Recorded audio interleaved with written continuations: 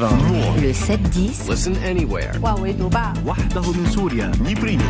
sur France Inter. Géopolitique, bonjour Pierre Aski. Bonjour Nicolas. Pierre, vous nous parlez de la proposition de Donald Trump d'expulser les Palestiniens de Gaza. Le président des États-Unis a donc proposé de transférer les plus de 2 millions de Palestiniens de la bande de Gaza dans des pays arabes de la région, Égypte et Jordanie. Il en a même déjà parlé au cours du week-end aux deux chefs d'État concernés, le président égyptien Sisi et le roi Abdallah de Jordanie.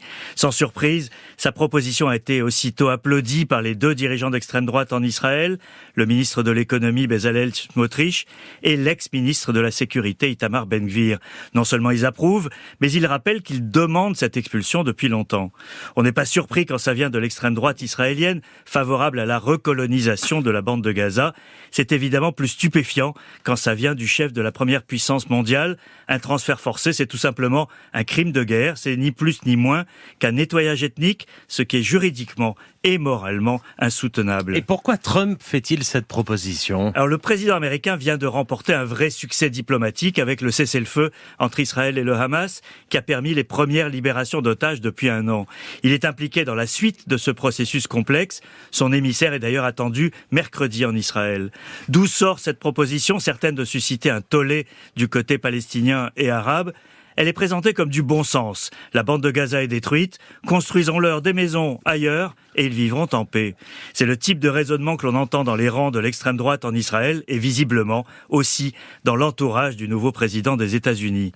La proposition de Trump est d'autant plus choquante pour les Palestiniens qu'elle réveille un traumatisme historique, celui de la Nakba, la catastrophe en arabe, le départ des Palestiniens en 1948, fuyant la guerre ou chassés par l'armée du nouvel État d'Israël, comme l'ont documenté des historiens israéliens.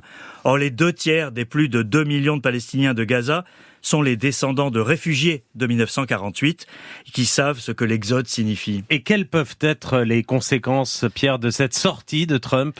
C'est une faute, Nicolas, qui peut avoir un effet négatif sur la suite de l'échange otages contre prisonniers, car si l'après-guerre signifie un exode forcé au lieu d'une solution politique, ça n'incite pas à rester dans les clous d'un accord dont la deuxième phase reste à négocier.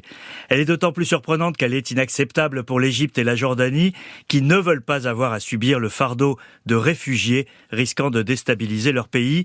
Il n'y a de fait pas un seul dirigeant arabe qui puisse cautionner l'expulsion des Palestiniens de leurs terres, pas même le prince héritier d'Arabie Saoudite, Mohammed Ben Salman, que Trump souhaite voir rejoindre les accords d'Abraham avec Israël. Le prince ne prendra pas ce risque.